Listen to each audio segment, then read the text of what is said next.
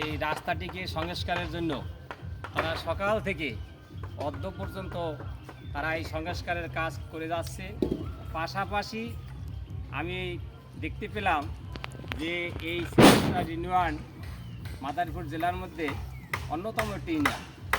সেই ইউনিয়নের 3 নম্বর ওয়ার্ড, এখানে প্রায় 2500 ভোট সম্মিলিত কয়েকটি গ্রাম, কয়েকটি সমাজ এখানে অবস্থান করে। এই প্রাইমারি স্কুলটি একটি ঐতিহ্যবাহী প্রাইমারি স্কুল, যা চৌধুরী আমিনুদ্দিন চৌধুরী সাহেব একজন জমিদার ছিলেন। তারই এই সুযোগ্য যারা সুযোগ্য যারা এখানে উত্তরসূরি আছে তাদের নেতৃত্বে এই স্কুলটি প্রতিষ্ঠিত। এবং এই স্কুলটির পাশে যে আপনার রাস্তাটি, এই রাস্তাটি খুব গুরুত্বপূর্ণ।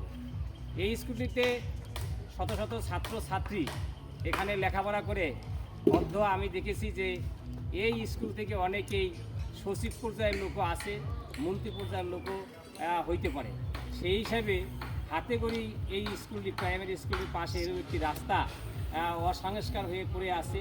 এই সংস্কারের কাজে এই সিলারসার একতা মানব সেবা সংগঠনের নেতৃবৃন্দ, সদস্যবৃন্দ যারা আজকে কাজ করেছে, এই কাজকে আমি ধন্যবাদ জানাই, সাধুবাদ জানাই। পাশাপাশি আজকে বর্তমান সরকার মাননীয় প্রধানমন্ত্রী জননেত্রী শেখ হাসিনা যে বঙ্গবন্ধুর সোনার বাংলা প্রতিষ্ঠার লক্ষ্যে যে দীর্ঘদিন কাজ করে যাচ্ছে, সেই কাজের যে আজকে জননেত্রী শেখ হাসিনা স্মার্ট বাংলাদেশ ঘোষণা করে এবং আজকের যে উন্নয়নের মডেল হিসাবে বিশ্বের দরবারে সে একটি প্রতিষ্ঠিত ফার্স্ট লেডি এবং স্ট্রং লেডি হিসাবে যে পরিচিত, তারই ধারাবাহিকতার এই উন্নয়নের ছোঁয়া।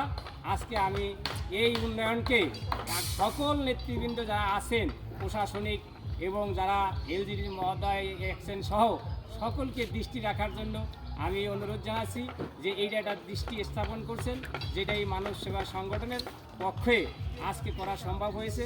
যা এই কমলমতি শিশু ছাত্রছাত্রীরা এই স্কুলে অনারবত আইতে পারে, যারা কোনো দুর্ঘটনা পতিত না হয়, সেই জন্য এই মানব সেবা সংগঠনটি আজকে এই রাস্তাটি সংস্কার করছেন। এই সংস্কারের জন্য আমি তাদেরকে সাধুবাদ, ধন্যবাদ জানিয়ে এখানে বিদায় নিচ্ছি। জয় বাংলা, জয় বঙ্গবন্ধু, জয় হোক সিলারসার একতা মানব সেবা সংগঠন।